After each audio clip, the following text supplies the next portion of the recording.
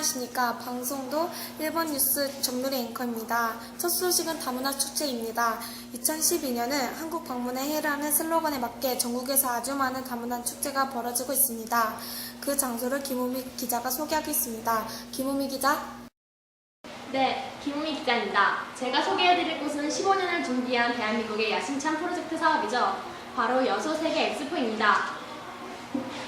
93일간 열리는 이 엑스포는 세계 최대 워터스크린 비고, 세계 최대 도움스크린 한국관, 세계 최대 LED 엑스포 디지털 갤러리, 국내 최초 해상 건축물 주제관, 국내 최대 수족관 아쿠아리움, 세계 최대 음향 파이프 오르간 스카이타워가 있습니다.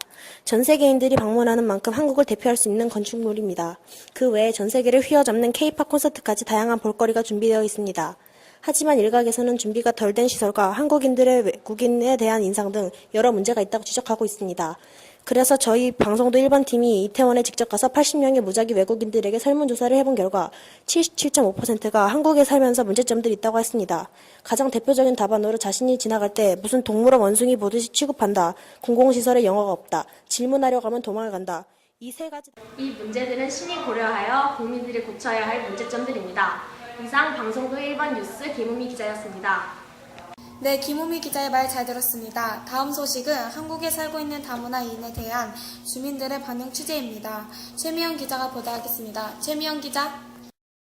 현장에 나와 있는 최미영 기자입니다. 이곳은 한 주택가 길가입니다. 다문화 가정에 대한 생각을 알아보기 위해 지나가는 주민들과 인터뷰해보겠습니다. 만약 이웃집에 다문화인이 있다면 어떻게 하십니까? 다문화인이요? 그렇겠죠. 피부색도 달라져요. 말로는 괜찮겠지만 속으로는 꺼리겠죠. 피부색이 좀 다르고 요즘 일어나는 일들이 기생성하니까 조금 두렵고 이사가고 싶기도 하죠. 이처럼 주민들은 다문화 가정에 대한 두려움이 있습니다. 다문화 가정은 생만 약간 다를 뿐이지 엄연한 한국인입니다. 이 점 상기하셨으면 합니다. 이상 최미영 기자. 네, 최미영 기자의 취재 현장 잘 보았습니다. 그럼 여기서 의문점이 나오는데 왜 주민들이 이런 답변이 나오는지 전윤석 박사님을 모셔서 얘기해 보았습니다. 안녕하십니까, 박사님? 네, 안녕하십니까.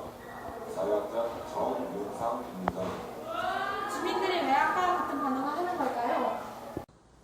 최근 조선족에 의한 수원 토막 살인 사건으로 인해 외국인 노동자와 이들에 대한 인식이 악화되고 있습니다. 과거 이태원 살인 사건까지 오버랩되면서 다문화 가정에 대한 국민적 감정이 악화되고 일반화되면서 생기는 현상으로 풀이할 수 있습니다. 사건을 저지른 사고 당사자와 그 출신 인종이나 국가와는 엄연히 다르다는 것을 인지하고 구별할 줄 아는 성숙된 시민의식으로 다문화 가정들에 대한 폭넓은 인식의 전환이 필요한 시점입니다. 네, 정윤선 박사님의 답변 감사합니다. 오늘의 마지막 소식은 앞에서 언급한 다문화인이 겪는 문제와 해결책을 이영규 기자가 전하겠습니다. 흔히 국민들은 다문화 가정을 부르는 말로 호녀라, 호메리칸, 아메리시안 등으로 사용되어져 왔습니다. 다문화 가정과 이민자들은 점점 많아지고 있습니다. 이 그래프들은 체류 외국인 국적별 현황 상황과 인구 대비 체류 외국인 비율을 보여주고 있습니다. 체류 외국인 비율이 점점 오르고 있습니다. 국내에서 생활하는 국제 결혼 인구가 10만을 훨씬 넘어선 데다 외국인 근로자도 무려 38.6%나 급증했다고 합니다. 문제는 주위에서의 멸시뿐만 아니라 다른 차원에서도 발생합니다. 한국어 한글 교육이 가장 시급하고 기초 교과 지도, 진학 지도, 심리 상담 등 다른 차원의 지원이 필요로 하고 있습니다. 그에 비해 이웃나라 일본은 다문화 공생이라는 간판을 걸어 다문화를 지원하고 있다고 합니다. 이 슬로건은 정부에서 비롯된 것이 아니라 국민으로부터 나온 정책이라고 합니다. 이 정책은 뚜렷한 이념을 제시하거나 제도적 변화를 꾀하기보다는 지역사회에서 다문화 가정이나 일반 주민들이 실제 겪는 생활상의 문제를 해결하면서 자발적으로 공존의 질서를 형성해 가도록 하는 데 초점을 맞추고 있습니다. 그 예로 학교에 다문화 가정 아이가 5명 이상일 때 학교에 전담 일본어 교사 1명을 파견하고 있습니다.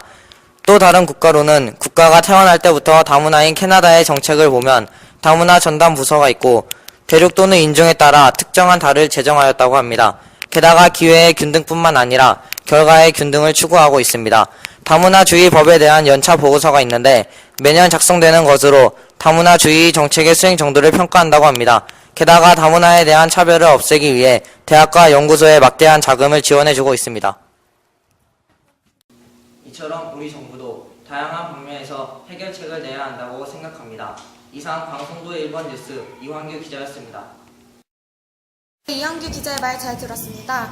여수세계 엑스포, 차이나타운 등 외국인을 초청하기 할 뿐만 아니라 그에 따른 피해 대책도 내서 우리 정부가 행동했으면 합니다.